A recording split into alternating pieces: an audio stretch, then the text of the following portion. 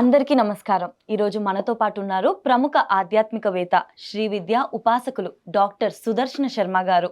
గురుగారితో మాట్లాడి మరిన్ని విషయాలు తెలుసుకుందాం. నమస్కారం గురుగారు. నమస్కారం అమ్మ. గురుగారు, వినాయక చవితి వచ్చేసింది. నవరాత్రులు కూడా అయిపోవచ్చి వినాయకుని నిమజ్జనం కూడా దగ్గరకు వచ్చేసింది. అసలు నిమజ్జనం ఎందుకు చేయాలి అంటారు? చేసేటప్పుడు మాలాంటి వాళ్ళు సాధారణంగా తెలిసి తెలియక చేసే తప్పులు కొన్ని ఉంటాయి కదా, అవి ఏ విధంగా సరిదిద్దుకోవాలో కూడా కాస్త చెప్పండి గురుగారు. మంచి ప్రశ్న వేసావు తల్లి, చాలా సంతోషం. ఎందుకంటే వస్తుందంతా కూడా నవరాత్రులందరూ భక్తి శ్రద్ధలతో మన గణపతిని చేశారు. నిమజ్జనం ఏ విధంగా చేయాలి, ఏ ఏ ఏ అందులో చేసిన తప్పిదాల గురించి మంచి ప్రశ్న వేశావు. అయితే ఒకసారి గణపతిని మనం ప్రార్థన చేసుకుని విషయంలోకి వెళ్దాం. బీజాపూర గదేక్షుకార్ముకరుజ చక్రాబ్జ పాశోత్పల వ్రీహ్యగ్రస్వ విషాఢ రత్నకలశాన్ ప్రోద్యత్కరాంభోరుహా ధ్యేయో వల్లభయ సపత్మకరయ సృష్టోజ్వల భూషయాత్ విశ్వోత్పత్తి విపత్తి సంస్థితికరో విఘ్నేశ ఇష్టార్థదః. శ్రీ మహాగణాధిపతయే నమః.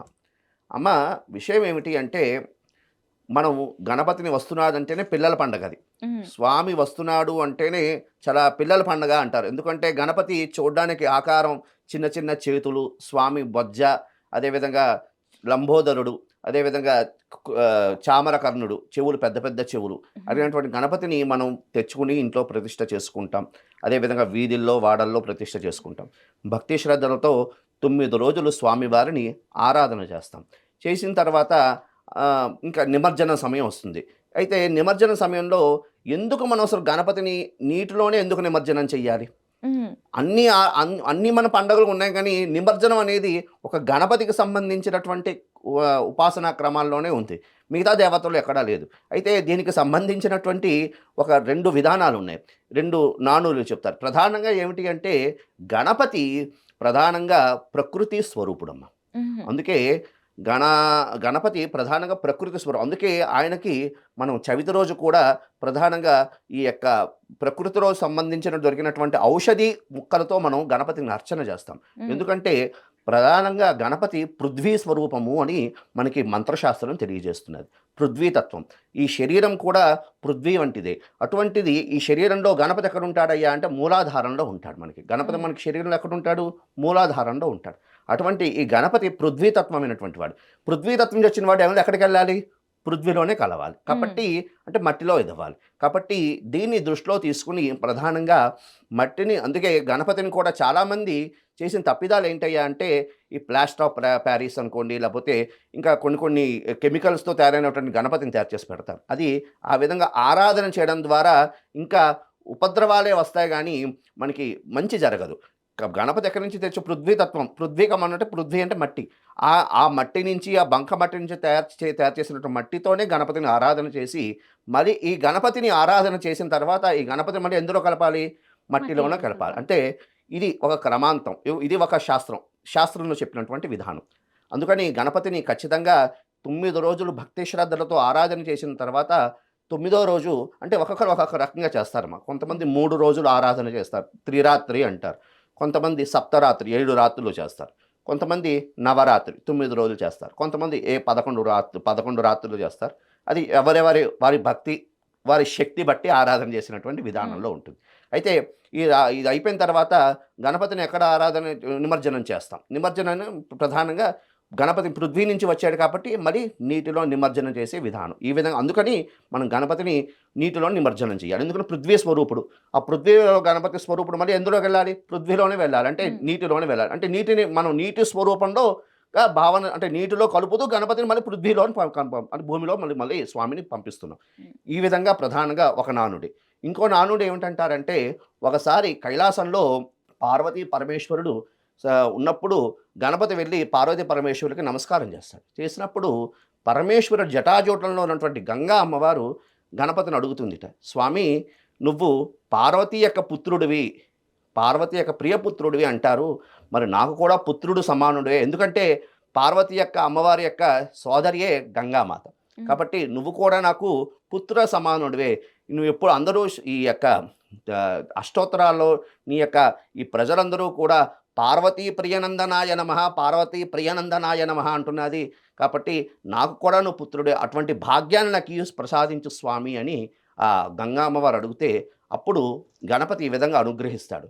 అమ్మ, భాద్రపద శుద్ధ చవితి రోజు నన్ను భక్తి శ్రద్ధలతో ఆ నవరాత్రులు 9 రోజులు ఎవరు అర్చన చేస్తారు, అర్చన అయిన తదుపరి వారు నన్ను మళ్ళీ పృథ్వీ స్వరూపంలో నీటిలో నీ యొక్క ఒడిలో ఎవరు నన్ను నిమజ్జనం చేస్తారో వారికి సకల కష్టాలు తొలగి వారు అనుకున్నటువంటి సిద్ధి కలగని, ఆ విధంగా నేను నీ ఒడికి చేరుతాను, ఒడికి చేరి సంవత్సరం కాలం నీ దగ్గర ఉంటూ మళ్ళీ నేను వారి యొక్క హ్మ్. పూజలు అందుకోవడానికి బయలుదేరతాను అని ఈ విధంగా వరాన్ని ఇస్తాడు. కాబట్టి అటువంటి గంగమ్మని వరాన్ని ఇచ్చాడు కాబట్టి గంగా ప్రియాయ నమః అని కూడా మనకి సహస్రనామాల్లో ఉంటుంది. హుహు. కాబట్టి ఆ గంగ ఒడ్డున ఆ పార్వతీ అమ్మవారి నుంచి వచ్చినటువంటి గణపతి మళ్ళీ గంగ ఒడిలో చేరుతాడు.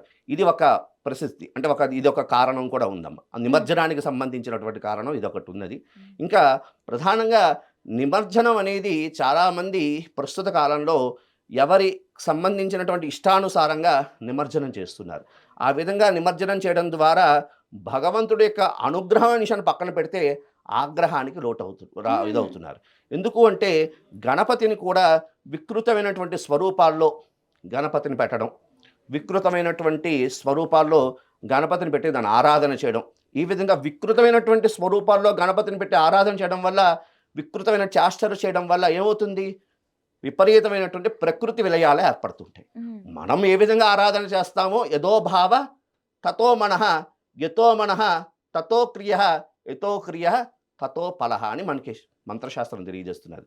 కాబట్టి మనం ఏ విధంగా మనం చేస్తామో ఫలితం కూడా అదే విధంగా మనకు వస్తుంది. మనం వికృత స్వరూపాల్లో గణపతిని ఏదో ఒకటేమో స్వచ్ఛ భారత గణపతి అంటాడు, ఇంకోటి ఇంకో రకంగా అంటాడు, ఇంకో గణపతికి చెడ్డీ వేసి ఆరాధన చేస్తుంటాడు. ఈ విధంగా వికృతమైన స్వరూపాల్లో గణపతిని ఆరాధన చేయడం వల్ల, వికృతమైన చేష్టలు చేస్తూ ఈ విధంగా ఆరాధన చేయడం వల్ల ఏమవుతుంది, వికృతమైనటువంటి ప్రళయాలు, ఇప్పుడు ఉదాహరణకి కోవిడ్ అని కానివ్వండి, జల ప్రళయాలని కానీ, ఇవన్నీ కూడా దాని యొక్క పరిణామాల వల్లే మనకి వస్తూ ఉంటాయి. కాబట్టి గణపతిని ఎప్పుడూ కూడా వచ్చి ఆయన స్వస్వరూపం, ఆయనకి ఏ స్వరూపం ఉందో ఆ స్వరూపంతో ఆయన్ని దాన్ని ఏమంటారు, విగ్రహాన్ని తయారు చేసి ప్రాణప్రతిష్ఠ అసునేతే పునరస్మాత్ చక్షు అంటూ ఆ విధంగా ఉన్నటువంటి వైదిక మంత్రాలతో ప్రాణప్రతిష్ఠ చేసి 9 రాత్రులు అయిన తర్వాత గణపతిని ప్రధానంగా శాస్త్రంలో 5 విషయాలు, 6 రకాలుగా గణపతిని నిమజ్జనం చెయ్యాలి అని చెప్పిందమ్మ. ఏమిటి అంటే నాదము, నృత్యము, వాద్యము, దీపము, ధూపము, నైవేద్యము, హుహు. అదేవిధంగా హారతి. ఈ సప్త విధాలుగా గణపతిని నిమజ్జనం చెప్పాలి అని మనకి మంత్రశాస్త్రం తెలియజేస్తున్నది. ప్రధానంగా గణపతికి సంబంధించిన విషయాలు కావాలి అంటే మనకి ముద్గల పురాణం అనుకోండి, అదేవిధంగా వల్లోపనిషత్తు, ఈ విషయాలని చూస్తే మనం పరిశీలించి, ఈ మంత్రశాస్త్రాలను పరిశీలిస్తే మనకి గణపతి తత్వం గురించి తెలుస్తుంది. అందులో ఈ విధంగా చెప్తాడు. ఈ విధంగా 7 రకాలుగా గణపతిని, అంటే 7 అంటే వాయుద్యాలతో, అంటే ఉదాహరణకి